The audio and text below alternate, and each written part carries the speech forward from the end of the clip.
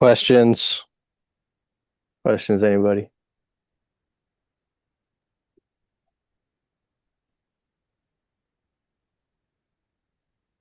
The focus tonight is on higher self, right? No, It's no. not wrong day. Yeah. This is the non-duality. Uh, there's no specific subject for these nights. Is there one So day for you're doing that is higher self? like the out of body stuff. Yeah. When's Yeah, that? that's on Saturday mornings. And then Sunday is the Jhanas.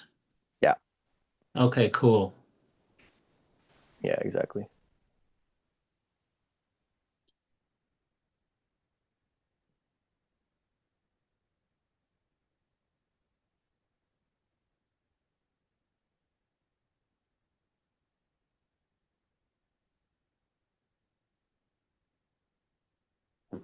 We could ask questions about anything here, though, can't we? Yeah. This is like hangout time. We just hang Yeah. out. Yeah. I don't know if I've got anything at all. I have a fuzzy brain. I think I have to back off listening to Focus 10. You got weird. Not too weird, but I'm feeling pretty out of it. But I'm doing a few weird things at once, and I think I've just pushed the system. But I just feel like I just need sleep and yeah, just back off a bit. Yeah. Yeah, no, that happens for sure. So that's normal. But yeah, questions about anything is okay. Or comments or stories, whatever.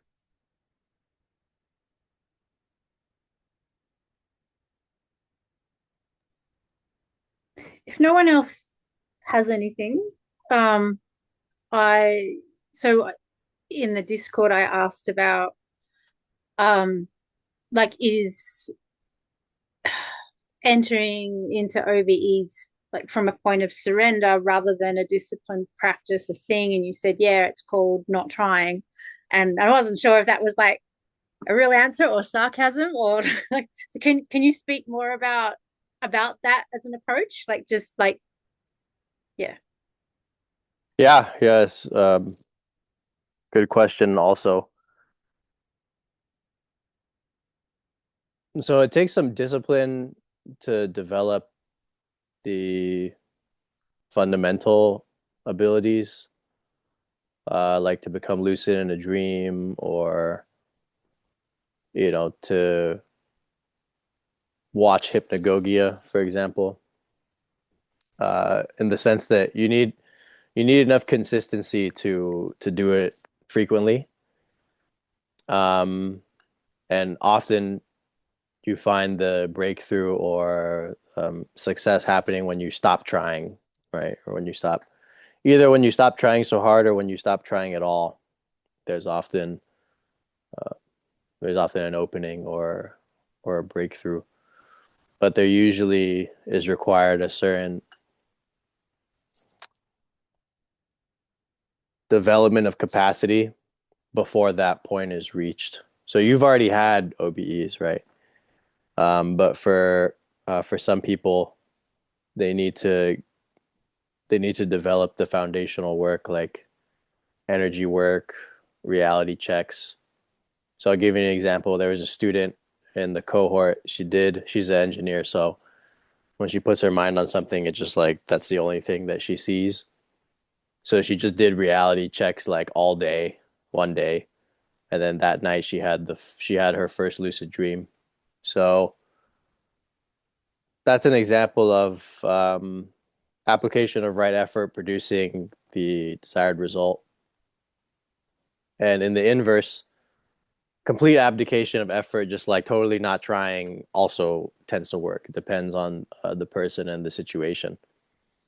So, yeah, but what happened with you in that when you don't try, it works out. That's how you know, like, trying too much doesn't work well with your system.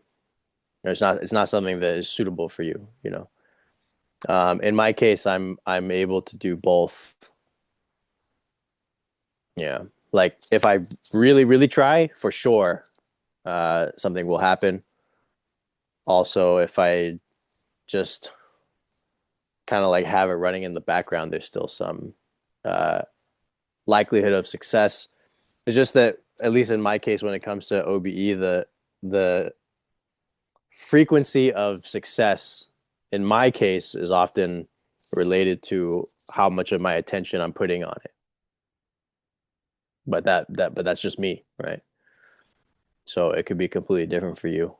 You know, for me, because for me, OBE is a specific thing that my consciousness or system does, as opposed to, for example, just natural non-duality. This is not something that um, I need to do any kind of preparation or even set an intention for, right? So, yeah. Sometimes not trying, it works. Sometimes trying, it works. Sometimes trying doesn't work. Sometimes not trying also doesn't work. It just depends uh, the circumstance. Yeah. Wow, I think that's the fastest I've ever answered a question, possibly ever. Yeah. The not trying has allowed me to get back into meditation again because I was so locked into being seduced by all the paths and maps that are so alluring to the left brain. Um, and all of that has fallen away. Um, so it's just this. And so it's just openness and exploration.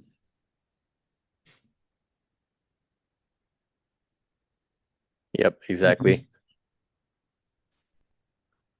Oh, what were you saying, Stephen? No, I was trying to remember last time we talked, which was last week or something. You had said something along those lines, and I listened back to it. It really made sense. So thanks.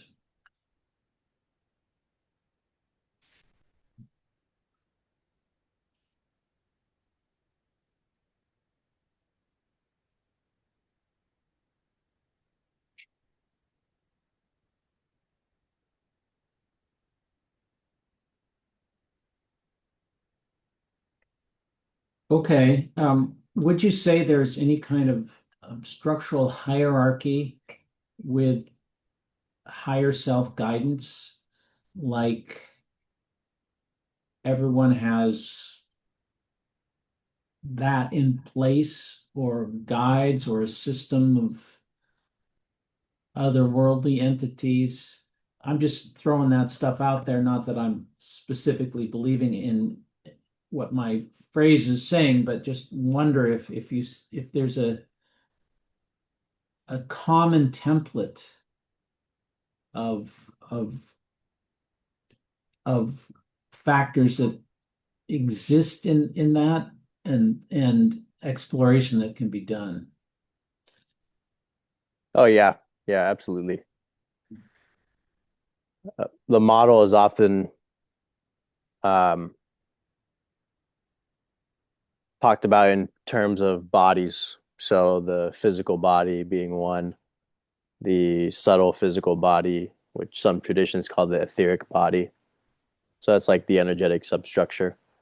Acupuncture meridians, if you've ever seen them, those are the pathways in this non-physical body, or what's called the etheric body. There's the astral body, which is the body that dreams and is projected from the physical body in an out of body experience. There's the mental body. So once you are talking about outside the physical plane, there's like layers of subtle realities, or you can imagine the like the Russian dolls. So at the core of Right. the Russian doll is our human body. and then you have the etheric body, and then the astral body, and then the mental body, causal and supercausal. And each of these has specific functions. And when a person has an OBE, initially they're experiencing the astral body, and then at some point in their OBEs, they may find that their perception becomes formless, or they enter realities that are very different from physical space-time environments. When that happens, what has occurred is that um, the consciousness perceiving consciousness faculty is now transferred, or it's now activated in another layer. So yeah, I'll give you an example of that. So like, let's say I have an out of body experience, and first I'm in the room. I can see the whole room around me, and I could see my body floating. I could see my body sleeping in my bed, for example. So that's the astral body, right? So from the astral body, I like walk outside a door, or I fly through a wall or something, and then somehow there's this like wind that occurs randomly, and I'm phased into a reality of total spaciousness. Like it's just space and cosmos, and there's just these spheres of intelligence around me, and these spheres are communicating with each other, you know. So this is an example of going from the astral body to perception now arising in a more subtle form, a more subtle level of reality. And that could be mental, causal, or super causal. And those are the classic terms, but they are related to different levels of intelligence, of our intelligence, of what you are, you know, outside of physical space time. So one of these levels, like you mentioned, guides, right? So it seems that this is the structure, that every single person has a soul or higher self, or at least, I mean, maybe some beings don't, but it seems that most people do, according to the reports, near-death experiences, things like this. So there's a higher self, which you could see as a level of intelligence that is dreaming your level of intelligence, dreaming your incarnation. The same way you have dreams at night and you wake up in the morning, your lives in time are like dreams to this more advanced form of intelligence, and that's called the higher self. So guides that are talked about in New Age literature and many spiritual books. There seems to be different types, different kinds. There's guides that are your departed relatives, for example, departed family members, even departed pets. There's guides that are your companions from other lifetimes. So that means they're on the other side, but you're inside this reality. But you may have been with them in another reality, in that reality that you were in before you entered this one. So part of the agreement was, hey, you're going to become a human, and I'll watch over you during your life, try to protect you from harm, things like that. That's one example of a type of guide.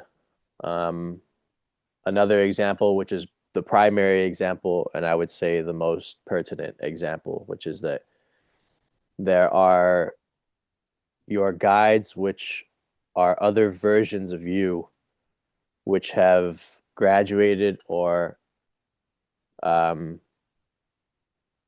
graduated from space-time based realities. So that means there are other versions of you that would be considered your past or your future lives, which have reached specific level of spiritual understanding where they've accessed the higher self, and because they've accessed this uh, basically like terminal in which all of the incarnations are plugged into the higher self intelligence. Because the incarnation has accessed that, it's able to see the other incarnations which are in its cluster. It's able to see which other games its higher self is playing. So based on that, it attempts to help the other parts of itself that are still in um, space-time based physical realities. So it may be the case that when I die, I appear in that higher self reality or terminal or plane, and I do the kinds of things that the other versions of me that have contacted me while I was alive, that I end up doing that sort of thing. Yeah. So could be. I mean, it's provisional, right? Because I don't know. I don't really know how many reality options there are after you die. There's probably plenty. But that's certainly one of them because I've met beings that are doing exactly that.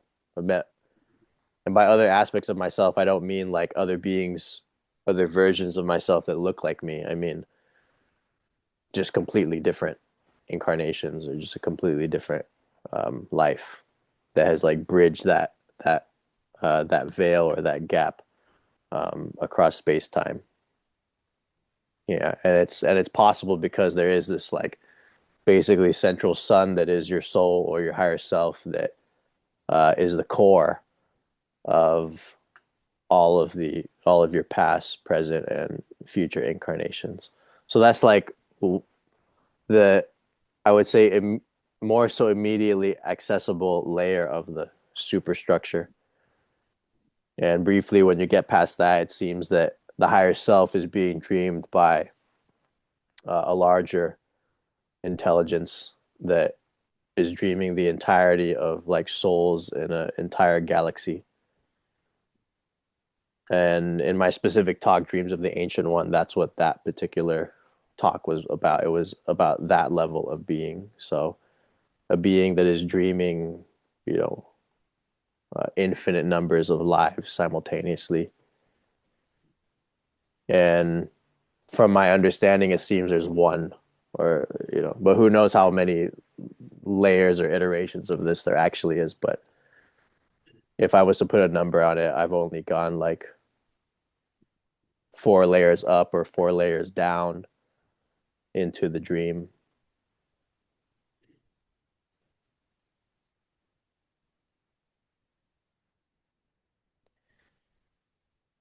Yeah.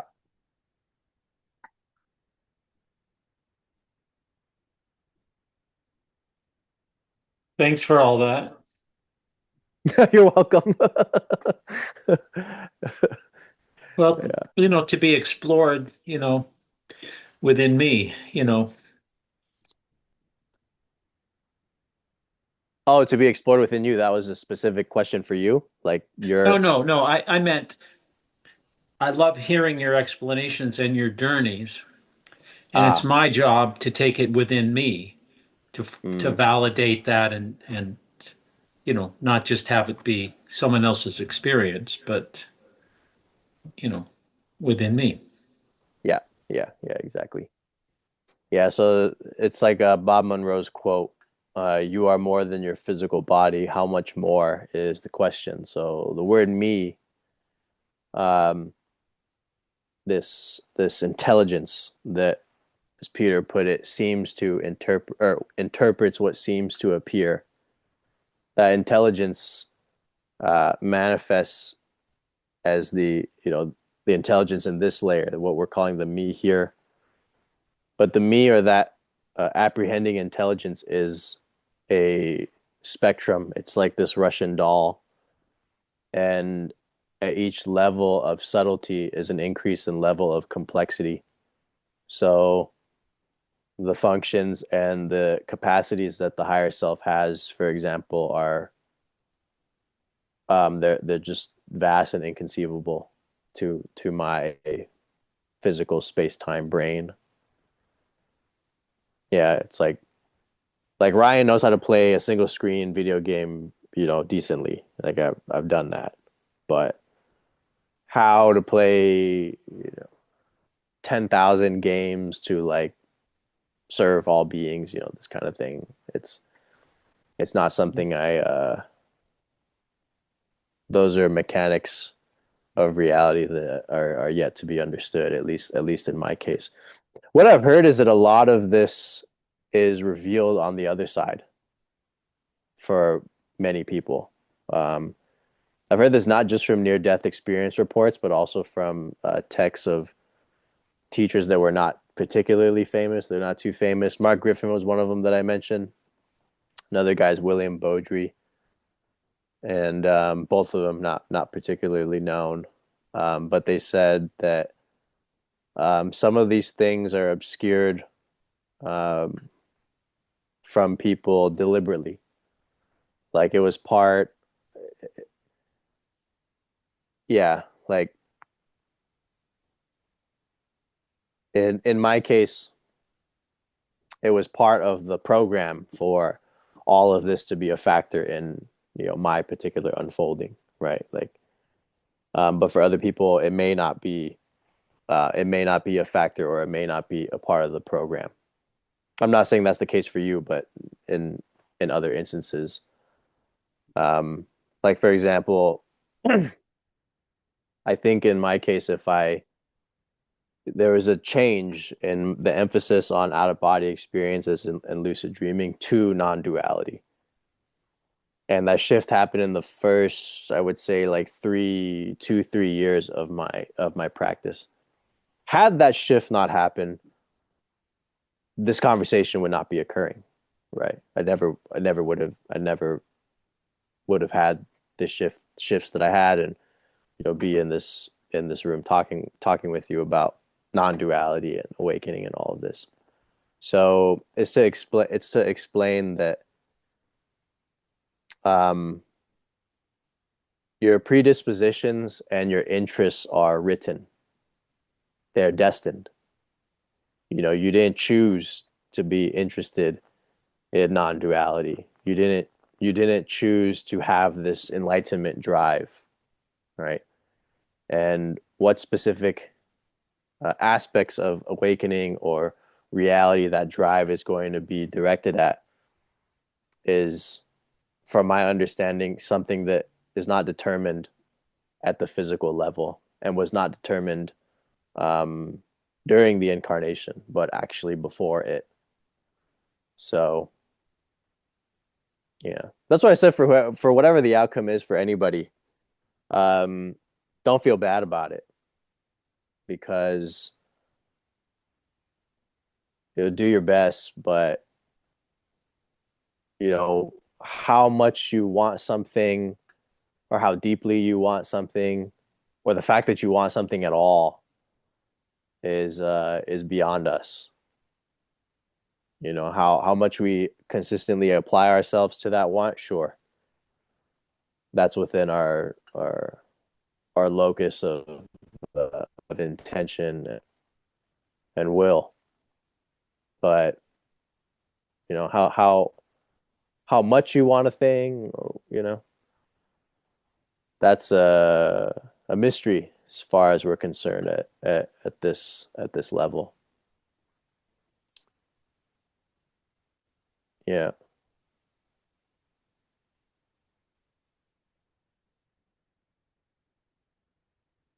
Strange. Like that wasn't what I just said wasn't related to your question, but for some reason it came out. Maybe it was for somebody somewhere out there. Yeah. It's all interesting. Yeah, Oh, back to the point. Now I appreciate remember. hearing. Sorry. Sorry, what were you saying, Joe? I was just saying, well, I appreciated hearing it. So, Ah, okay, okay. Yeah. So, Beaudry and Mark, a couple guys who have read many of their books and talks. Um, similarly discussed a kind of phenomena that I discovered, except I had a very visceral version of this in an out of body experience. I'll keep it brief, but I was transported to a kind of facility, and later it was shown to me, or actually just told to me, like straight told to me, that these realities are constructed realities. Meaning I can't point to any kind of like physical map and find them. They're constructed realities within the minds or the consciousnesses of higher forms of intelligence. So in the same way that my dream characters are within the dreamscape of Ryan's consciousness, there are constructed realities or rooms of reality and experience that are within the minds of higher level beings. So these beings, we may call them angels or archangels or whatever the human designation and term for them is, bodhisattva, masters of consciousness, whatever. But what I found and what was told to me was that higher forms of intelligence are always engaged in evolutionary development of lower forms of sentience.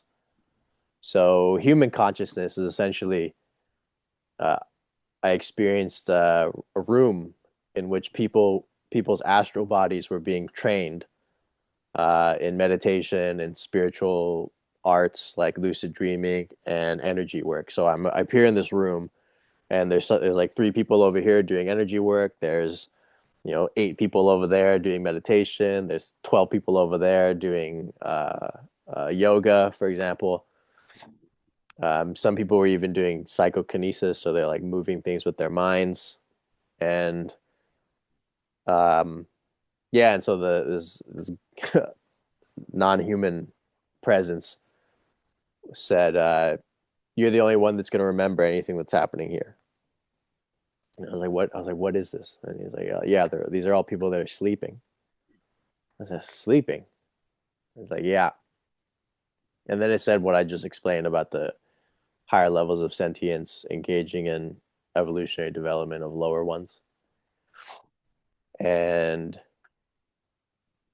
it then said that this has to be done while humans are asleep, because if it's done in ways that they'll remember or recall, they may find them strange or unusual, and that it's a way to ensure that a person comes to those gifts and comes to that development themselves. Like they plant the seeds and water the seeds, and then when the seeds sprout, you have a spiritual awakening. Like let's say someone becomes a Reiki healer or a healer at 30. So this type of consciousness development that is happening in sleep in the astral body, which is a level of experience they won't remember, that begins when they're 5.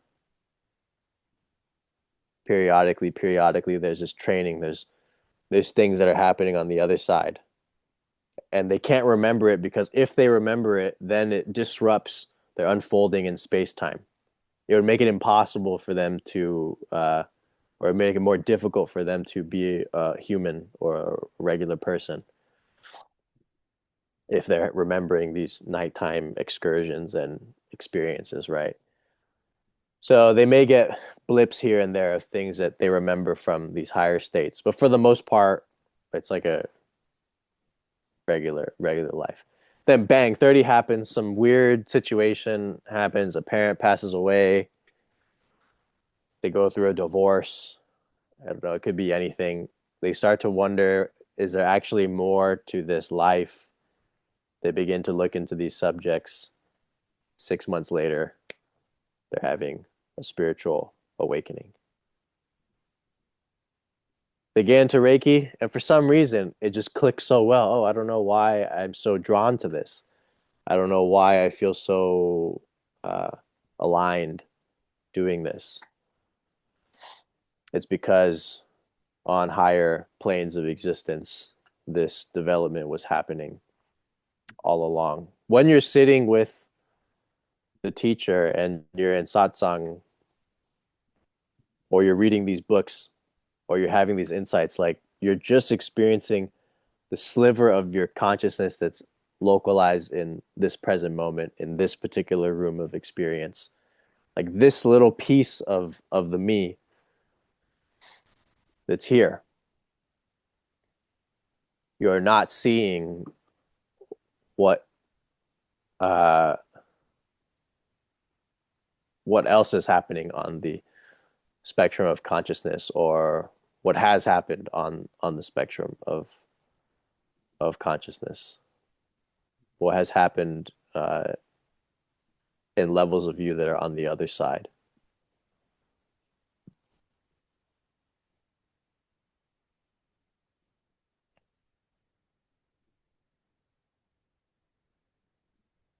Oh, okay. So now we're now finally get to the point. So a lot of these mechanics, it's possible maybe even all of them, are revealed when people die, or are revealed after they die. So if you look at some of the near-death reports, um, you find representations of these. You find representations of these particular understandings, or mechanics of incarnation or reincarnation. Yeah, some people report like returning to their soul family or something, and in that existence, everyone was just a sphere, right? They're all just spheres of light, and there's this total unity. So there's no uniformity in in uh in planes or in states. I mean, no precise uniformity. There's similarities, but what happens to one person at death can be very much different from what happens to another person. There's similarities in process, but there's always multiplicity or difference in content. So similarity, for example, is portal of light opens, departed relatives appear, this kind of stuff. Life review happens, can have, or yeah, life review happens or can happen. So yeah, so that's an example of similarity in structure of the experience, but what's happening precisely in them is different, and it also depends on the consciousness of the person, meaning their.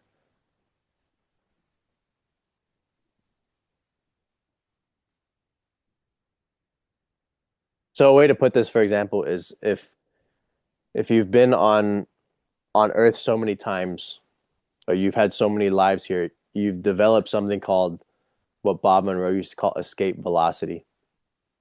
So you have some kind of, to a degree, dispassion that has set in about the affairs of the human experience. So like this world is totally run on desire and clinging. Uh, that's really the basis. We want things, so we get things, and that's really the basis for everything that we do. There's just wanting.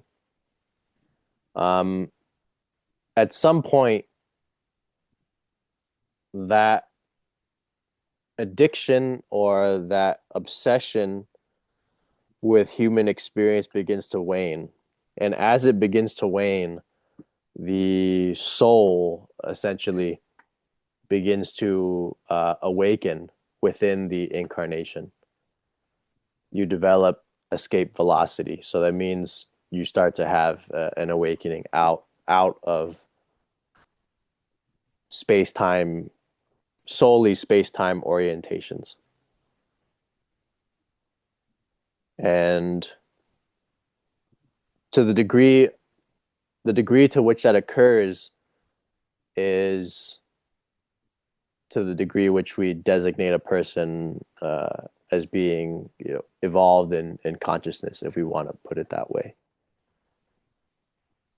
So More escape velocity or more dispassion, more wisdom means that more can happen and less affects you. You know, the mark of the perfect masters is their equanimity, right? Their capacity to, it's not even like not be affected in the way that, you know, we're attempting to block things off, but just like they're so empty that things just move through them. Something else that would bring so much of a reaction or cause so much pain in another person just like floats through a being like that, just passes right through them.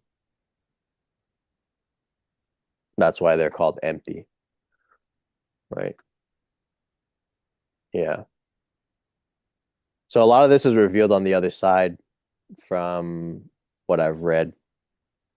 And the reason there's no need to insist or demand that you learn certain things or build certain capacities, you know, just do it more out of curiosity. But the reason there's no need to insist is because your higher self reveals what needs to be revealed at the right time. There's a reason you've come to learn the things that you've come to learn. And it may be that if you had the superpowers first, you never would have developed the dispassion. It may be that if you had the full navigational capacity of higher self-consciousness, that you either never would have had the dispassion or, like in my case, would have just all gone straight to my head. So a lot of my students, I mean, I have a couple that I would say are even better than me at it. Like they have more OBEs and more lucid dreams in terms of frequency than I have. Um, but they did have me as their teacher. So, you know, so there's that as an element as well. But in my case, there was like a 7 year gap. Yeah, six year period between when I first started having out of body experiences and when I first had an OBE, or I began to have regular OBEs that were outside the Earth system, outside of Earth like realities. You know, that took years in my case. And there's students that I teach now that get it in like 3 weeks or something, a couple months, you know. So, but for me, if I had gotten that earlier, you know, I had more clinging in the beginning. So it all would have gone to my head because the amount of it that did happen anyways went straight to my head. I was like, oh, I'm the special, you know.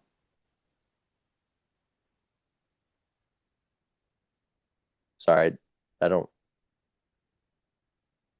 I'm not sure what just happened. Uh, I think a part of my roof moved, or yeah, or like some floorboard may have. I don't know. Anyways, yeah.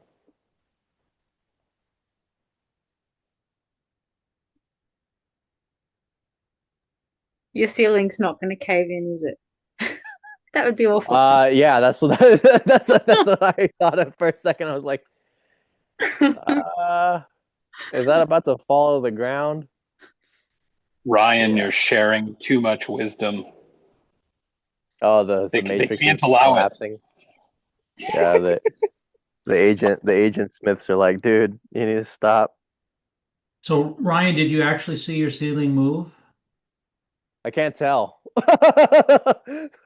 But it felt like I heard something like kind of like a Velcro, kind of like a Velcro ripping. But I don't know. It was either, it could have been either that or someone in the hall, so it's fine. Right. Yeah. But your ceiling is leaking? Oh yeah, for sure. Yeah, That's the 100%. that's the concern you have to have is that moisture can build up, and And then the mold. Yeah. insulation gets wet, and then that's when you have a collapse. So, you know, you could take a broom or something and push up on it. Whenever, I'm not saying right now, but that would see if it's giving way or anything. Okay. Because I mean, that's why it happens, the collapse happen. It doesn't just, it builds up the moisture. You're not going to know when it's coming down. It'll just all of a sudden drop. Yeah. Yeah, I will check it. Yeah, because this is kind of like a shoddy construction job, so maybe one of the drywall boards here that is on the ceiling is not doing too well. But I did get so the roof of this is like there's like a tree above here, and it's a tree. Yeah, it's a specific kind of tree that has a lot of purple flowers come off of it, and so the whole top of the roof of this particular room is like covered in those. So when the storm broke out, I had to get on the roof and scrape everything off because it was causing like puddles of water to collect on the roof and not drain off. So I handled that, and that actually helped significantly. The leaking stopped for the most part after that, and then I didn't notice any parts of the roof that were giving way under my feet, but I need to check these. So that's a good point, Stephen. Thank you for mentioning that.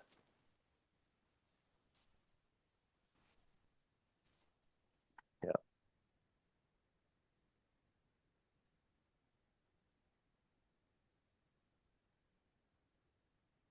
Yeah. Any feedback on the series, everybody? How was the first week of all these new classes? I know it's a lot of information for yeah, because I think a couple, at least, yeah, most of you are watching more than one. So yeah, if you have any feedback or comments, I'd appreciate it. But if you don't, that's fine.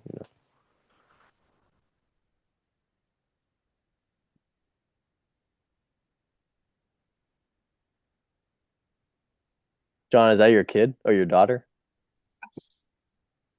Yes, she brought her axolotl with her.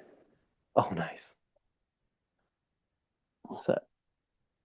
Oh, it's a stuffed animal. Okay. Yes. Yeah, yeah, not alive. Uh, not in ordinary terms. Oh, that's adorable. I've only just been engaging with the OBE one for now. I might also engage with the Bardo one. Um, but yeah, I mean, I already gave my feedback in the Discord, just saying that for me, because I downloaded the whole book that Fabian put, so I'm not quite sure what you had put in the chat because I was in bed at the time. Um, and so I'm reading the whole thing from the beginning, and it's not heaps, but it's just like I felt like for me, it felt like I would have liked a week of where the focus was like just kind of acclimatizing, like a preparation week. Like, okay, this is what I'm gonna do. And like what you said is like, yeah, I don't have to keep up. That's perfectly fine. But it feels good to just go slowly with it and kind of osmose it as I go rather than push myself to do stuff. But then yeah, like you're saying, like my way of doing things is going to be different from someone else's, and that really it doesn't matter. Just keep doing something. Yeah. Well, for you, you can already do it. So a lot of like half of the people in the group, they've never had an OBE. But I mean, So with me, it just happened like spontaneously a few months ago. Like I wasn't trying. Like you know that, don't you? Like, well, Joe, that's the story of your life. Every major insight just happens spontaneously for you, you know? but Whereas, it's not like then I can do it again. So that's the thing. It's yeah, not like yeah, now I can do it. I can do it whenever. It's like I did it for like correct. 2 weeks, and now it's like now I feel like, oh, you know what? I think I would want to do it again. It's like, well, but I can't. My way seems to be through surrender. So I was like, but I'm wondering maybe I can do both. Like maybe I can do the surrender thing, and maybe I don't know. I'm not convinced. Maybe I can do it a more normal way. I don't know. But that's Yeah, said. it's This you go. it's a really good point you're illustrating because it's like what works is creating containers for surrender. So it's not so much that you need force, but that you just need routine, you know? So like in my case, it's not so much that I need to like really, really try. It's just that I actually have to do the thing, you know? Like actually have to get up after 5 hours, meditate for 15 minutes, and then go back to sleep, or meditate for 25 minutes and then go back to sleep. Like that seems simple. That seems like, oh, of course I'll do that. But you'd be surprised. like like since the last class, I've only done that. Yeah, since the last class, I've had two lucid dreams, or one lucid dream and then one lucid dream turn OBE. So right, so even me, like I'm getting the engines revved up and getting it going. So um, yeah, so whatever pace you want to take is fine. Yeah, just like yeah, creating the container for the thing that works. Yeah. Does that make any sense? It's almost like for meditation, like if you can just not try and then still sit, you're totally good, right? But if you just not try and like don't actually taste and uh abide in Is what you this, want? then for the most part the sorry, yeah. Then for the most part your mind's just gonna be in its um ordinary ruminations and all of that. So Yeah, that makes sense. Yeah, it's a bit yeah, of it's a also weird paradox of the two, of like, well, because I think what triggered them when I did have them was finally going, okay, I'm willing, because it had felt like they were trying to happen. I'm like, no, no, not interested. No. It's like I felt like I was resisting, or I didn't even realize that that was what was kind of occurring. And people for years had been telling me, I'm like, what are you talking about?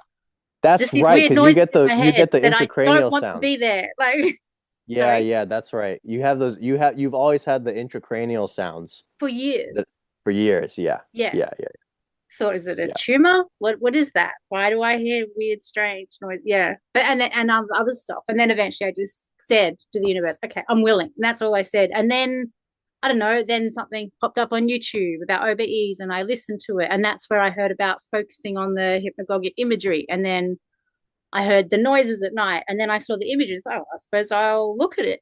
And then I just floated out. It's like, oh, look at that, and that's how it happened.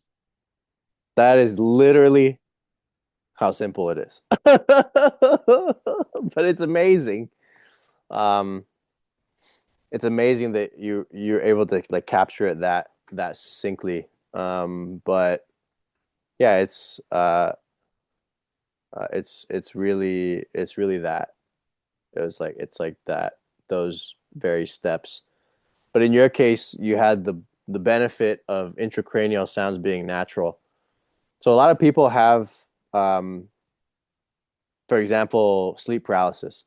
So they occasionally experience sleep paralysis, and that can be frightening. Sleep paralysis, if you experience it regularly, that means you have a predisposition for out of body experiences. And in my opinion, it means that the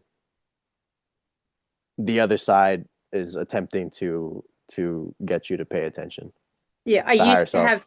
heaps of it. Like at one point, I was just frightened of going to bed because it would always happen at least once. But I got really good at stopping things like that. A lot of that stuff would happen, and I just got really good at stopping, stopping, stopping. And now it's like, oh, maybe it's a sign to look closer. The other thing that I'll add that I think did help it happen is at that time I was listening to the first few classes of your Bardo series. That really seemed to have an effect. And in that was something around the oh, I can't remember what it was. It was the preliminaries. Like it was that series seemed to do something that helped me surrender and feel really safe and held in a container. And it's like there was this container that was created, and that felt like it was a key part of what helped it happen as simply as it did.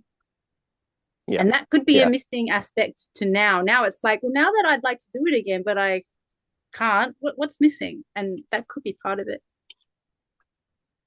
Yeah. What happened to me as well in my case was I remember the first, like when I had the first two out of body experiences, there was quite a bit of time before it became more so accessible at will. It was like the first couple times, at least for me, I kind of got lucky, you know. Like I was trying a lot, but then when it actually happened, it was because um yeah, I'd become lucid in a dream. Not as a transition from the waking state. Like I just became lucid in a dream spontaneously because of some dream anomaly, and then woke up in my bed and my body was vibrating, and then progressed to the exit from there. So yeah, if you have sleep paralysis, if you have hypnagogia, if you have intracranial sounds. So to be clear, everyone, intracranial sounds are like you hear and feel these subtle energy movements in your brain or in your head. Or you hear these sounds inside. You hear these strange sounds, yeah, as you're falling asleep, or you hear these vibrations as you're falling asleep. Those are intracranial sounds. If you um, direct your attention to them, they can get louder and louder and louder and actually draw you out into an out of body experience. The other, yeah, and of course, of all of them, is just interest in the subject. Yeah, those are all versions of like you up there attempting to get the attention of you down here. Yeah, or yeah, you call you, they, it, whatever, whatever, however you want to call it. Yeah. Because of all of them, uh, interest is the only thing that would make it consistent. Yeah, because excuse me, interest is the only thing that would make application in this area or directing your attention towards it, refining, developing that's the only factor that would make that the case. Because some people have intracranial sounds or they have sleep paralysis, but absolutely no interest in this thing. And then they may even have fear. So yeah, unfortunately, I knew a case of a student, a girl. It wasn't a student, like it was a student at the school that I used to work at, and she would have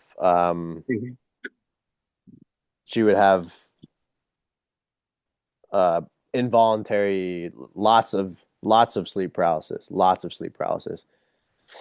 And in the Western, materialist model, reductionist materialist model, to be vibrating, wake up in the middle of the night vibrating and paralyzed, and that causing an immense amount of fear, uh, is just regarded as a psychological problem, or that may attempt to be solved through medication. And that was the case for that girl, unfortunately. So, but yeah, she was like natural lucid dreamer. She would have lucid dreams every night, sleep paralysis every night. And yeah, but in her case, they frightened her. So the phenomena itself frightened her because she didn't understand it. And yeah, I gave her my 2 cents on it and told her that it was normal, but she had already gone through years of medication from it. So I don't know how it turned out, but hopefully she's okay. I don't even know what they would prescribe or what. I don't even know how that would be addressed. Alpha 2 agonists. Really? You're describing me too, which is really Oh, funny. I'm glad really? I tuned in. Glad I tuned in when I did, because I was listening to Joe. I was like, wow, I feel like I have a lot to learn from you. Uh, like a lot of that stuff just showed up, and it was at a time in my life when it was so profoundly terrifying. And you've heard me say this in the chat before. Like, I have so much respect for people who uh, do that, like intentionally do OBE stuff. But my experience of it categorically has been one of why would you want to open the door? Yeah, a lot of people feel that for sure. Um, and For maybe sure. now I have more equanimity, but yeah. Yeah. Yeah, I used to You've had call Ryan sleep Satan. paralysis since you were a kid? Sorry, I jumped in. I just said that it was saying how I called you Satan the first few times when we were chatting. I was like, don't talk to me about OBE stuff. I'm here for the non-duality. You can keep that other bullshit. And now here I am doing it and wanting more. That old me would be disgusted. Not really though, because I mean No. I remember one of the first conversations, Joe, you and I had was you showed me that Jed McKenna had a near death experience and he had this whole strange other side thing, Yeah. where he learned that life as he knew it, him becoming Jed and all of this was something that was orchestrated from the other side. And then I still remember asking you, okay, so I guess he shared this in emails after the near death experience. And then I was like, yeah, and then what was the result? And you were like, he just went back to teaching the normal stuff that he teaches, and there was never ever discussion about it, further discussion about it ever again. Yeah. Which makes sense because if that type of knowledge or understanding was state specific, meaning it just happened in a near death experience and it wasn't something that was ongoing or unfolding or something that was regularly occurring, there's no reason to to continue to talk about it because you said everything that needs to be said on the matter. Yeah, yeah. In my case, what like some people ask why is Ryan talk about this stuff? And one of the main reasons is because it's always unfolding. Yeah, I like one of the reasons I don't make any, claims of finality or any of this kind of stuff is because every 2 years I get surprised, like, like after the first, I don't know, right? After the first shift, I was like, wow, like it's over. And then I was proved wrong on that one. And then that happened like two other times and I was proved wrong again and again. And then I was like, oh, okay, I just have no idea. I don't have a clue. Yeah. What may be Well, the what may be done or final or over or whatever is totally a mystery. Yeah. It's not even a concern or a thing that I think about anymore.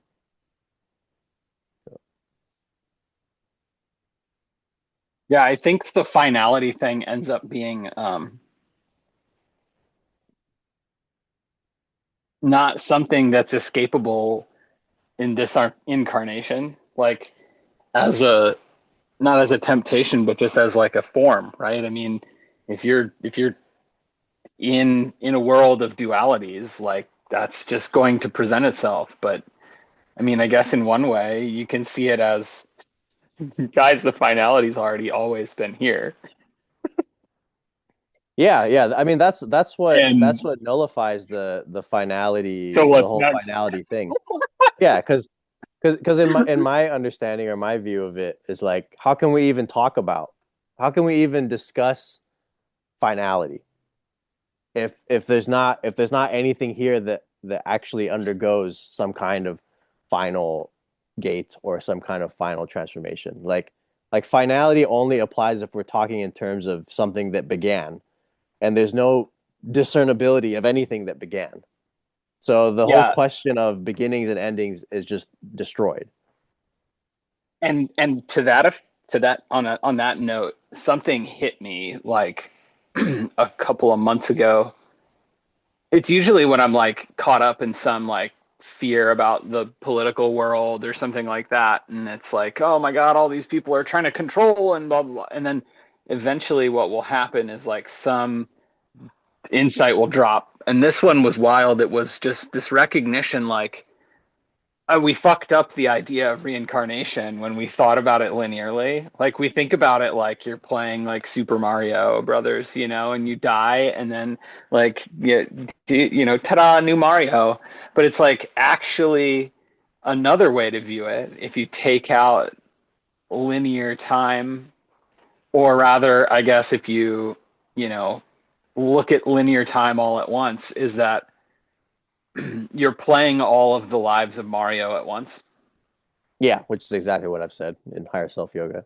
Yeah. Yeah, like simultaneously, right? So it's Right. the thought in my mind being like, okay, so you have pearls and you string them on a necklace, right? And if you pour it, like, if you sort of pour the necklace into a bowl, right? You're like, wow, it's just like a bunch of little beads, right? They're all there, right there. And then if you pick up, you know, the necklace, or like a strand, I guess, and you pick it up and you just pull, like it's da da da da da da da da da, comes out one at a time right out of the bowl. Mm, And it's like, yeah, but mm. they're all always were there anyway. But Yeah. also they didn't, you know, they didn't. They're the that thread that connected them sequentially, right, is like it was always there. But when you had them sat in the bowl, they were all sort of like on a level playing field, and It's a really the good ordering analogy. of them, Yeah. yeah, the ordering of them sequentially is only created by pulling them against gravity, right? When once you lift them up, and that there you go. It's like that's there's your duality created. And so in that way, like you've said many times, it's like it's about a view. Like, and Yeah. so like you can have a finality from a view, like the view of you as you used to think of yourself when you were 21, that's just gone. Right? It doesn't mean it won't come back, or doesn't mean, but like you just can't know. But yeah, that's so that I think is really interesting, because then that means like, oh, then there's room for every incarnation. Yeah, yeah, yeah. It's that linearity you're talking about is the linearity born of the human perception. Like, for example, Adyashanti, you know, when he had his awakening, he had this past life thing where he was brought to the moments of death of seven other incarnations. And I think when he was brought to them, he just assured the him that was dying there that, you know, everything was going to be okay. And so there was this and it wasn't an experience that happened simultaneously. Like, there wasn't simultaneity of these seven lives or these seven incarnations. It was from one screen or one scene to the next. So that screen, that movement of one scene to the next is the kind of perception that we have in this layer, in this physical layer. So to go back to like the structural question that Stephen had asked at the beginning of the class, like what is this kind of thing like? It's exactly this analogy that John just made. The higher self has that kind of perception. It's playing 10,000 games, 100,000 games all at once. Like it's like the supercomputer within, or it's actually like the computer within an even larger supercomputer, and that supercomputer would possibly be something that we call God or ultimate reality, something that is playing all the games, or is all of the games simultaneously all at once. And so our little life here is like one, you know, data bit within that uh, massive field of information. It reminds me, I used to do the like, I would do like 4 or 5 hour like meditations lying on my back on a spike mat, like while also on LSD and ketamine. And and one of them, basically sort of the last time that I really did that, everything, like it was like everything blasted out like into this very fine dust. It was blue. Blue dust is like my perception of it. And it was seen that that was like the raw data of like all possible everything, like every possible incarnation, every possible combination of concepts, experiences, whatever. And it's not even moving, like there's nothing happening. It's almost like this sort of library of dust. And that Yeah, like it's like this everything and there's nothing simultaneously. and there's this sort of animation over it, almost like an electrical storm happening on top of it. And like since then, like seeing that, and then these sort of like these movements of these sort of dances of electrical stuff, it's like, oh, that's the taste of an apple, oh, that's watching a child be born, oh, and then if you're sort of these little patterns of electrical activity or whatever, this patterns of animation or life force going through it, it's like if you're real close to each other, you have very similar experiences, or if you overlap, you can just go into someone else's experience. And it's like, after the fact, it seems basically that's the mystical. I mean, this is just like, I think my like very sciencey and nerdy and math oriented instantiation of what like Shakti and Shiva is. Mm-hmm. There's like the divine incarnation, and then there's like the energetic movement over it that like animates it. I'm sure I'm not using the right words, but I was like, whoa, okay, hold on.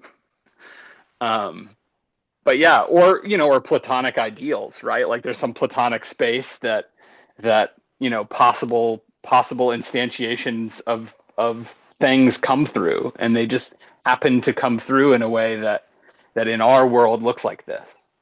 Right. And the thing that gets me, like the part of it when I was like, yeah, I don't like, mad respect to you guys, but like, what are you doing? It happened to me, and you and I have talked about this. The conclusion being, watch it with the psychedelics, dude. You mean that's what I told you? Yeah. Well, it wasn't even, I wasn't tripping, but I had taken psychedelics. I had been drinking before, and I woke up on the bed having like failed to do my job as a parent, and my wife had to take care of everything. And I woke up and it was like 2 a.m. and the lights were all off and everyone was in bed. And I was like sort of frozen there and just like devastatingly sad. Like, what if that's the last time I ever see my children? And I've never had any psychedelic experience. I've never had any hallucination like that's seen anything that wasn't apparent. Visual disturbances and stuff and closed eye visuals, sure. Crazy closed eye visuals too, right? But like, but there was like it wasn't a conversation. It wasn't a voice in my head, but it was like my thoughts were like the meeting minutes from a discussion. And it was like, I'll call it the goddess. And it was like, oh, you're on your deathbed right here, and like you had a moment, your first thought is of someone else. Like that's true compassion. Are you ready to become a being of true compassion? And it was like, there wasn't time to answer, or there wasn't a me to choose not to, or to answer. It was like every fiber of existence was like, yes. And then I started feeling I was going to throw up, and I went to the sink and I started dry heaving and retching. And then when it was like I would have vomited, my conscious experience split into two. And I think that's why I was talking to you. I was texting you because it was in the middle of the night here, but you were in Thailand and fully awake at the time. So we basically were having an ongoing conversation while I was here in this body, and then also simultaneously living out the apparent experience of dying, tortured, raped, and actively being murdered people from various different parts in history and various different body types and ages and genders and um Yeah, I remember this conversation. yeah, yeah, yeah. I mean, I think that there's a reason why I haven't been like just shut the door completely and been like, nah, fuck the OBE, fuck the lucid dreaming stuff. Because I think that there's room for it at some point. But that kind of opened my mind to a recognition of there being far more to it than we can see, and it made me then think. And then my daughter was out here earlier, and it reminded me. I think it was actually my little daughter, but had been having nightmares, and I realized like I used to tell her, oh honey, don't worry, it's not real. When she wake up like terrified from a dream. But I started thinking about it and I came up with this kind of thought experiment. And I think it's just very relatable to people who are not in any kind of spiritual context. Um, Mm. when we talk about realness of things, right? And how real, and especially when we in medicine, and talking to people who, there are people that I've worked with who are you're sort of naive enough to the experiences of others to think that like, yeah, you can talk a schizophrenic person out of the experience they're having. And it's like, okay, so imagine, like a unicorn, right? Like we know unicorns aren't real, right? Like practically speaking, you're not going to go outside and see one on walking down the street. But like they're real enough that like I could say unicorn and you could draw one on a napkin and show me and I'd know you drew a unicorn. But imagine you're dreaming and you don't know you're dreaming, you hear like a funny sound, right? And then you turn around and there's like a big, like, like real life, 7 foot tall, snarling unicorn, like stomping its foot, like head down, like it's about to charge you and gore you to death. You freeze, your heart starts racing. You feel like your skin tightens, you're just like on edge. Maybe you're going to fight it or whatever. And then like it charges you and it gores you. And you're just absolutely like, terrified. You wake up and you go, oh, so relieving. It was a dream. It's only after the fact that you could say that. Mm. Because in the moment when you're terrified, how would you know otherwise? How would you have known otherwise that it was a dream until you woke up from it and had the perspective that it was a dream? And like, because in that moment, it's viscerally, completely real. And we find ourselves, at least I find myself all the time in dreams, like in weird situations where when I'm awake, I'm like, how did it not occur to me that that was a dream? Right? Like that like these situations, circumstances, whatever, like make no sense. And the reality to me of that is that the notion of like realness is a very particular construction that's present now, and it's optional. Yeah, I think the thing that scares people about out of body and lucid dreaming is this very thing that you're talking about. The flexibility of realness as a factor in experience. Um, yeah, it's true. I mean, lucid dreaming and out of body for certain people, it can be destabilizing. Yeah, Yeah. I don't recommend it for everybody. Yeah, but but the profound thing is that for me OBE and the way that I teach it is not directed at um exploring Yeah. going here going there to meet fairies and whatever and find out uh if there's alien bases and stuff like that. That's not the purpose. The reason I present it is to get to that meta programming level or to realize that um, that level of us that is actually dreaming our incarnation and our individuated consciousness here. That's really the essence of it. And I think, and what's happening in the psychedelic states and experiences is that that's also a factor in it. It becomes apparent at some point in the journey of a psychonaut, this particular thought, which is like, is there actually something guiding this process? You know, are there forces or levels of intelligence that are constructing the very realities I'm entering or appearing to be entering? So, Well, hopefully, I don't have to do more psychedelics to get there. no, you don't. I always this is the art. This is the main thing I tell No, people. because like it seems like I'm fundamentally allergic to that concept, and that's sometimes why I wonder about like the notion of confronting your. I don't know. Well, like, doesn't the Buddha at one point talk about like craving non-existence? Yeah, Yeah, the like psychedelic. There's a craving for annihilation. You know, there like the resistance to pain can be translated into a craving for annihilation or non-existence, and that can be brought about through various forms of like derealization or depersonalization or other forms of suspending or altering consciousness.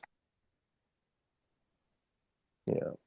It's one of the things, I mean, one of my main general advice to a lot, and I'm not against psychedelics at all, um, but I tend to find frequent use problematic in most people I observe it in. Yeah, yeah, Yeah. Like, of course, there's exceptions to the case, right? There's always exceptions to the case, but I find that, yeah, there's just this emotional roller coaster that occurs or arises as a result of accelerated and uncontrolled expansion of consciousness. yeah. One of my friends and a student who's been in this ayahuasca Silicon Valley circle whole that whole thing. He's done that for years. He's like, yeah, man, I don't do plant medicine anymore, and I just don't have the ups and downs anymore.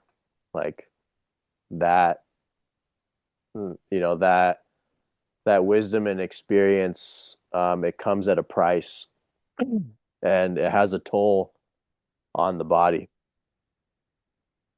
Yeah. And at some point you've learned what you've needed to learn. You know enough now, but you keep showing up to the ceremonies. You've already gotten the lesson. You already know what needs to be done and what needs to be let go of, but you keep showing up to the circles, and you keep basically producing a cause for an emotional roller coaster. Like Oh yeah. if you're feeling overwhelmed, um, you should really look and actually consider if microdosing twice a month, ceremonies once or twice a month, doing this, doing that, going here, going there, if that might just possibly be overwhelming your system. I mean, maybe. Yeah, yeah, I think it's something to consider, that like it might not be a normal thing, or it might not be a good thing for your particular brain to be on some kind of psychedelic every 2 or 3 days. Like maybe that just is not good for your brain chemistry. yeah, Yeah. yeah. I could be wrong. I'm not an expert. I don't know, but Yeah. consider. Oh yeah, no. Yeah, and it's there was a time when I would have needed to hear that and would not have listened, and I'm glad I No didn't. one listens to me on this particular point. No one listens to me, and I've said this. I mean, you listened to me. You were more open to it, but I mean, I've said this many times to many people, and they're like, "Oh, Ryan, it's not your thing. You don't know," and they're still on an emotional roller coaster. So yeah, that's I'll my. tell you the last time I did MDMA, there was literally no reason to do it. it wasn't like I was trying to get somewhere. I wasn't trying to. It was just like, oh, well, why not? And it came out of nowhere, and I had the thing that happened ever since maybe like the second time or third time that I did MDMA assisted psychotherapy, where I get like which right was when very it's which was very peaking. powerful for you. Well, so there was, yeah, that was like there was another time. Yeah, I can't remember which time, but that was very extremely eye-opening. That started the whole Yeah. spiritual thing, the recognition, because it broke something in a way that lasted for like 2 weeks. I mean, there was no center, no self, no anything. There was no project. There was nothing anymore. There, everything in the scene, just the scene, you know, Yeah. and yet also nothing. Yeah. And then when that closed, it reminds me of the interview you gave with Angelo DeLulo, where you were like, it was like getting kicked out of the Garden of Eden. Yeah. But it happened. There was this thing where, like, when most people, when they're peaking, they're like, oh yeah, like it's it's amazing. And I would get this feeling that was like just like really clear, cold, like very still, and like so like alone. Maybe the first time it happened, I was like, I called it the infinite orphan, because it was almost like there was like an image of like just like pure abandonment, like like being an infant, and there's just like you're in a crib, you're helpless, and there's like the shadow of the caregiver like coming over, you're crying, and then they just go away. It was, and it happened again. So there was no reason to have taken MDMA, and it happened again, and it became, and I just sat with it and did nothing, and it became clear. I was like, oh shit, like this is actually the pure, still emptiness of truly unconditional love. And it was like, it's not an affection. There's no pull. It's like, it's almost like the emptiest space that could hold anything. And yet it's not a thing. And that was, that, and then from there were a whole bunch of other, bodily insights and shit that happened, where it was like, I could see the spatial body map disappear, and things like that. And, then the recognition, like, oh shit, well, there's nothing moving. There's no flow or, contemporaneous movement. So yeah, like knowing you're here or not knowing you're here both occur right now. Yep. And yeah, definitely. yeah, knowing you're it, and or not knowing you're it, and the proverbial you, knowing this is it and not knowing this is it both occur now. And like it finally hit in a way where it was like the body got it, but there's definitely still selfing and all of that going, because it was also like, oh yeah, well, this is clearly a drug state, it's going to go away, that's fine, that's what they do. But also there's a way in which this is seen that like isn't going away, where it's like, wait a minute, Yeah, there's an insight beyond. It's like a form of doubt dissolved, I guess. Yeah. The how I see it, everyone's path is their own. Is very unique to each person, but generally, I've never seen psychedelics do two things. I've never seen and I think I did say this in the Angela interview. I've never seen psychedelics produce a permanent collapse of duality, and I've never seen psychedelics produce a permanent cessation of the reactive mind. So both of those, if they've occurred on psychedelics, were temporary. And I mean, really, even the collapse of duality, I used to, a lot of people define that as one of like the crown jewels of awakening, that you no longer experience things as separate or as outside of you. I don't even consider that to be significant at this point. More so than that is the cessation or either cessation or just not being able to take seriously anymore the reactive mind. Because like this whole saga of being a person, being a seeker, attempting to change or improve conditions, moving towards things that you like, moving away from things that you dislike, just really the whole river of life as a human. That whole thing is happening in the reactive mind. So when that is either displaced, destroyed, ceases, or is no longer taken seriously, you're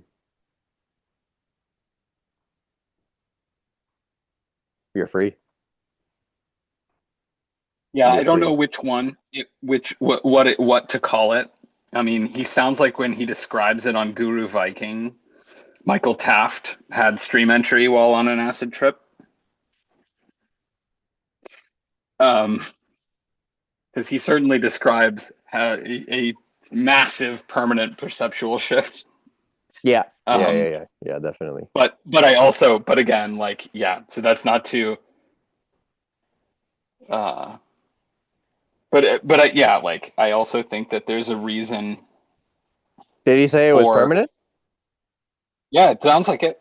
I mean, he Oh, okay. describes it, and they're dancing around it, and he's like, I'm not going to call it any particular name from any tradition because I don't belong to those traditions. Right. Um, Right. but he goes through the criteria of, like, fear of death and understanding death and these things, and I was like, well, it sounds like, the first couple of fetters went never came back. I mean, I haven't Mm-hmm. explicitly asked him, since, did it never come back? It's pretty Because clear for he's had example, other.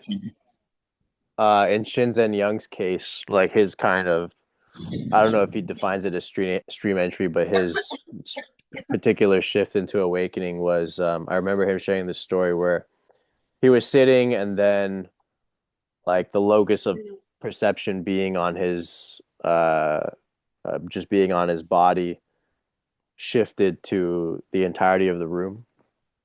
So he no longer experienced the perceptual separateness between his physical body and the environment, and that was permanent. And so he said specifically that gave him um, that gave him the authority to teach. Yeah. So it's, yeah, I don't know. I mean, maybe Michael Taft may be a good example of it was just an example I hadn't heard of, but I've never met Oh, anyone but also, personally. sure, and also the point is still well taken in that, like, I think you have to be careful if you're hinging any, like, as you described earlier, like the notion that we're trying to establish. It's almost like you're trying to establish a habit, like you're establishing a habit of a practice, so that it's kind of like when you drive a car, right? Like lots of people have the experience of being like, I know I was paying attention, but I don't remember driving home. And it's like you've established the habit of driving the carness drove you home. And it's like if you do that, but your practice is like jhana meditation, like one of these times the habit of jhana meditating is gonna drive it home. And it's like if you hinge that on the acquisition and utilization of a chemical, like, good luck, I guess. you Yeah, know. But yeah. also, it sounds like 100%. Michael's he had a harrowing experience. I mean, it was probably like way more than he knew that he was taking, and it had been a long time since he'd taken any. And he was like, they were just out in the wilderness on a mountain in Japan, and he and a friend were taking it, and he was just like, oh, I went through all the hell realms and all of this, and it was like I was losing my shit, and I was like, it was indescribable and awful, and I just finally resolved, like, okay, I'm just gonna sit here and meditate in the face of it. So even then, like, is the argument Right. that actually no, he just was really like finally resolved himself to be like, well, I'm gonna just not do anything about it anymore. Like fighting it is like it's horrible. Fighting it is horrible. So I'm just gonna like be with it. And then, Yeah, it's an interesting point because you I know what I also mean? have a He deliberately meditated. yeah, I also have a good friend that, did, I don't know, he did like 15 years of Vipassana and lots of retreats. I mean, he told me he stopped counting retreats after 30. So after 30, he just stopped counting them after that. So he's did a lot of practice. And after 15 years, he took 5-MeO, 5-MeO DMT, and that produced like a kind of, still not a permanent shift or not a permanent um, awakening that endured after the fact, but there was this 2-week period where just like the grosser human perceptions and wantings and clingings were just like completely inaccessible for him. And in the blast off experience, he felt, some of you here have heard me describe it, falling out of individuated consciousness. And in the falling out of individuated consciousness, the mind is annihilated, it vanishes, and this greater reality, however that may appear for a given person, is what becomes evident. So that happened to him, and